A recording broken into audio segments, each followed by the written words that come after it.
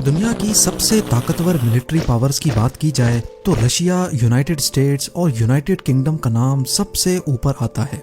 ये तीनों कंट्रीज ना सिर्फ मिलिट्री में सबसे ऊपर हैं, बल्कि इकोनॉमी और टेक्नोलॉजी में भी बाकी पूरी दुनिया से चंद कदम आगे ही रहती हैं। तो आखिर क्या वजह है कि इतनी पावरफुल कंट्रीज अफगानिस्तान जैसे छोटे और कमजोर मुल्क से बार बार हार चुकी हैं? अफगानिस्तान में ऐसा कौन सा राज छुपा है कि यहाँ से दुनिया की ताकतें उल्टे पांव भागने पर मजबूर हो जाती हैं? और सबसे बढ़कर ये कि रशिया, यूनाइटेड स्टेट्स और ब्रिटेन का इस बंजर जमीन में क्या इंटरेस्ट था? ज़ेम टीवी की वीडियोस में एक बार फिर से खुशामदीद। नाजरीन, अफगानिस्तान ने ज्यादातर अरसा गैर मुल्की ताकतों से जंगे लड़ने में गुजारा है। यहाँ पर कब्जा जमाने की हिस्ट्री को देखा जाए तो 2500 साल पहले 522 बीसी में पर्शियंस ने इस जगह पर हमला किया था, लेकिन उनका कब्जा 2 सालों से ज्यादा ना चल सका। उसके बाद 330 बीसी में अलेक्जेंडर, जिसने आधी से ज्यादा दुनिया पर कब्जा किया था, उसने भी अफगानिस्तान पे हमला किया, लेकिन वो भी 7 सालों से ज्यादा यहाँ अपनी हुकूमत नहीं जमा सका।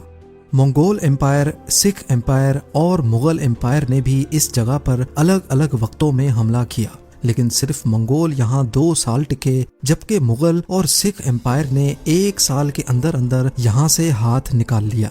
जब ब्रिटिश ने सब कॉन्टिनेंट पे कब्जा करना शुरू किया तो आज के म्यांमार से लेकर बांग्लादेश, इंडिया और पाकिस्तान तक सारा का सारा एरिया ब्रिटिश आर्मी के कंट्रोल में था। अफगानिस्तान में उन्होंने 3 मरतबा कब्जा जमाने की कोशिश की, लेकिन बदकिस्मती से 1 मरतबा भी कामयाब ना हो सके। 1979 में सोवियत यूनियन यानी आज के रशिया ने भी अफगानिस्तान पे कब्जा करने की कोशिश की। 9 सालों तक अफगानिस्तान में जंग लड़ने के बाद रशिया को भी अपने ट्रूप्स यहाँ से निकालने पड़े। इस दौरान सोवियत यूनियन और अमेरिका के दरमियान सिविल वॉर चल रही थी और अफगानिस्तान की तरफ से हार मिलने पर पूरी दुनिया में सोवियत यूनियन का बहुत नेगेटिव इंप्रेशन गया। अभी सोवियत्स को यहाँ से निकले 12 साल ही गुजरे थे कि 2001 में अमेरिका ने अफगानिस्तान पर हमला कर दिया। हैरत की बात तो यह है कि इस जंग में सिर्फ अमेरिका ही नहीं बल्कि तमाम नेटो कंट्रीज ने मिलकर हमला किया था। एक तरफ UK, Canada, Germany, Italy, France, Denmark और पोलैंड समेत 13 अलग पावरफुल कंट्रीज थीं, तो दूसरी तरफ अफगानिस्तान इस जंग को अकेला ही लड़ रहा था। अफगानी तालिबान के खिलाफ 20 साल तक ये जंग चलती रही, लेकिन कोई खातिर खा कामयाबी ना मिल सकी और आखिर में नौबत यहाँ तक आ गई कि 2021 में अमेरिकन फोर्सेस को यहाँ से निकलने के लिए भी तालिबान के साथ डील साइन करनी पड़ी। एक्सपर्ट्स का कहना है कि 20 साला इस जंग के दौरान अमेरिकन फोर्सेस अफगानिस्तान के सिर्फ 15% हिस्से को कंट्रोल करती थी। अफगानिस्तान का टोटल एरिया फ्रांस से थोड़ा बड़ा, जबकि इसकी पॉपुलेशन यूएस स्टेट कैलिफोर्निया से भी कम है। इतना छोटा मुल्क अपने से 10 गुना बड़े और ताकतवर मुल्कों से कैसे मुकाबला करता रहा है? इसके कई सारे जवाबात हैं, लेकिन सबसे बड़ा जवाब अफगानिस्तान की जियोग्राफिकल लोकेशन में छुपा है। अफगानिस्तान कई अलग अलग कबीलों में बटा हुआ है, जिसमें उज़्बेक्स, ताजिक्स और पश्तून्स शामिल हैं।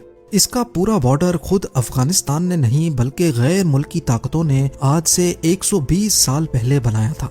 इस बॉर्डर की यहाँ बसने वाले ट्राइब्स के सामने कोई हैसियत नहीं थी।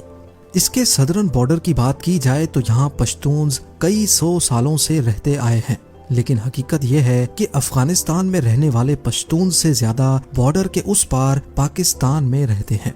बॉर्डर बनने से पहले ही सदर्न अफगानिस्तान और वेस्टर्न पाकिस्तान में पश्तून्स का बसेरा था। इन पश्तून्स की आधी फैमिली अफगानिस्तान में तो आधी पाकिस्तान में रहती है।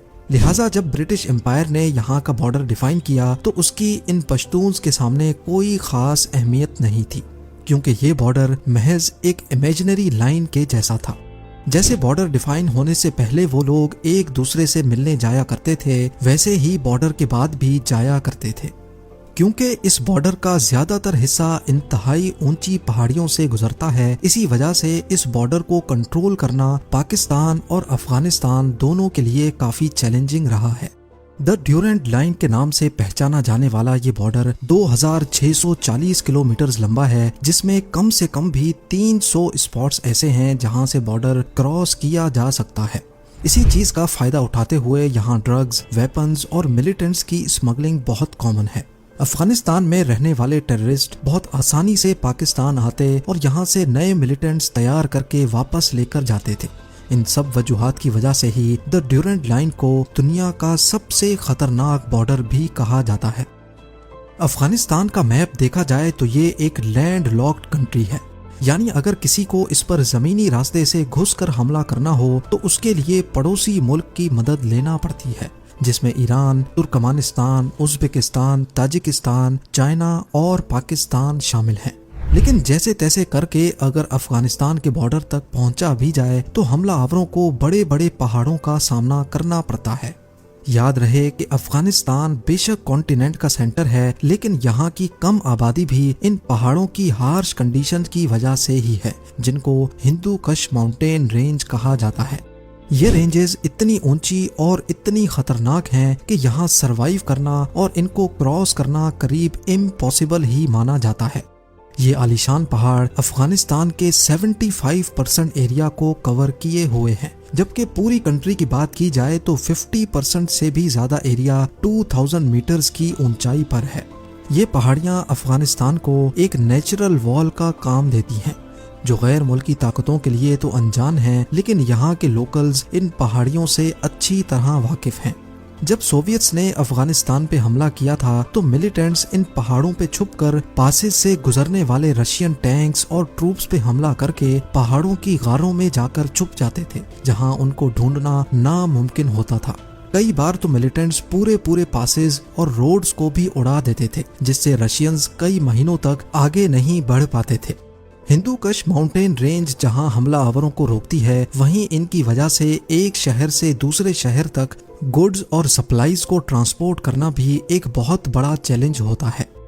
यहाँ दर्जनों वैलीज हैं जिनमें अलग अलग ट्राइब्स बसते हैं। मुश्किल तरीन पहाड़ी रास्तों की वजह से ज्यादातर ट्राइब्स का आपस में भी कनेक्शन नहीं है, क्योंकि एक वैली से दूसरी वैली तक जाना बहुत ही मुश्किल है। इसी वजह से इन ट्राइब्स ने वैलीज के बीच में ही अपनी अलग दुनिया बसा रखी है। इनके अपने अपने कानून हैं और ज्यादातर ट्राइब्स अपनी सिक्योरिटी भी खुद ही करते हैं।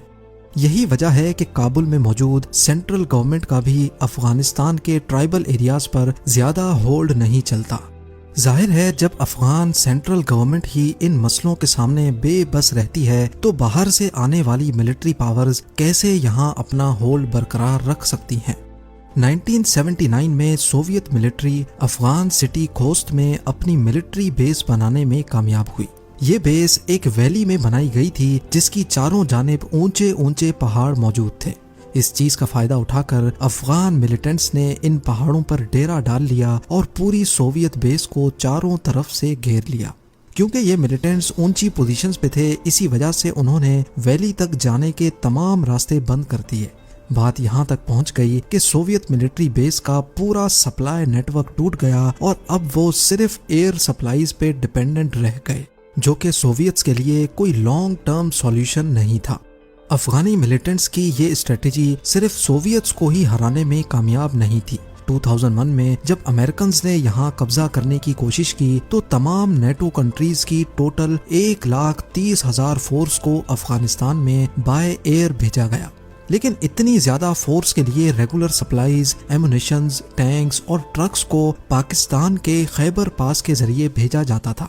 अफगान मिलिटेंट्स को अच्छी तरह मालूम था कि यूएस के लिए खैबर पास कितना इम्पोर्टेंट है। इसी वजह से वो पहाड़ों पर रहकर ट्रक्स पर हमला करने का कोई मौका नहीं छोड़ते थे। हत्ता के 2009 में उन्होंने खैबर पास के एक बहुत नाजुक हिस्से को ही तबाह कर दिया था। जब उनको अमेरिकन फोर्सेस की तरफ से जवाबी हमले का सामना करना पड़ता तो वो बड़ी आसानी से बॉर्डर क्रॉस करके पाकिस्तान आते और नेटो कंटेनर्स को खैबर पास एंटर होने से पहले ही जला देते थे। नेटो फोर्सेस ने अफगानिस्तान में टेररिस्ट को खत्म करने के लिए अफगानिस्तान गवर्नमेंट की मदद भी ली और वहाँ के कई लोकल्स को भी इस जंग में हिस्सेदार बनाया। बेशक कई मकामात पर उनको कामयाबी भी मिली, लेकिन पूरी 20 साला जंग का अगर निचोड़ निकाला जाए तो यूएस सिर्फ 15% अफगानिस्तान को होल्ड करता था। एक एस्टीमेट के मुताबिक यूएस ने अफगानिस्तान मिलिट्री ऑपरेशन में टोटल $2.3 ट्रिलियन बहा दिए। यानी सिर्फ एक दिन में अमेरिका अपनी फोर्सेस पे $300 मिलियन खर्च करता था। इतनी ज्यादा रकम खर्च करने के बाद भी जब 85% एरिया में तालिबान का होल्ड बरकरार था तो यूएस ने यहाँ से निकलने में ही अपनी बेहतरी समझी। अब ये बात तो हम सबको समझ आ गई कि अफगानिस्तान की डेंजरस पहाड़ियाँ, उसमें मौजूद अनगिनत सीक्रेट गारें और यहाँ के आइसोलेटेड ट्राइबल एरियाज की वजह से ही गैर मुल्की ताकतें यहाँ ज्यादा देर तक नहीं टिक सकती। लेकिन आखिर घूम फिर कर हर कोई अफगानिस्तान को ही कंट्रोल क्यों करना चाहता है? इस बात का जवाब भी हमें अफगानिस्तान की जियोग्राफिकल लोकेशन में ही मिलता है। ये एशिया का सेंटर है जिसको हार्ट ऑफ एशिया भी कहा जाता है। सेंट्रल एशिया, साउथ एशिया और मिडल ईस्ट में कनेक्टिविटी बनाए रखने के लिए बहुत जरूरी है कि अफगानिस्तान के मामलात कंट्रोल में हों। अब जाहिर है जो भी अफगानिस्तान को कंट्रोल करेगा वो इस रीजन की तमाम कंट्रीज के लिए बहुत खास भी होगा। यही वजह है कि अफगानिस्तान में जब भी कोई पावर अपना होल्ड बनाना चाहती है तो दूसरी पावर यहाँ मिलिटेंट्स को फंड करके, उनकी हेल्प करके उस पावर को कमजोर करना चाहती है। उम्मीद है आज की इस छोटी वीडियो से आपके कई कॉन्सेप्ट्स क्लियर हो चुके होंगे। आप लोगों के लाइक्स और प्यार भरे कमेंट्स का बेहद शुक्रिया। मिलते हैं अगली शानदार वीडियो में।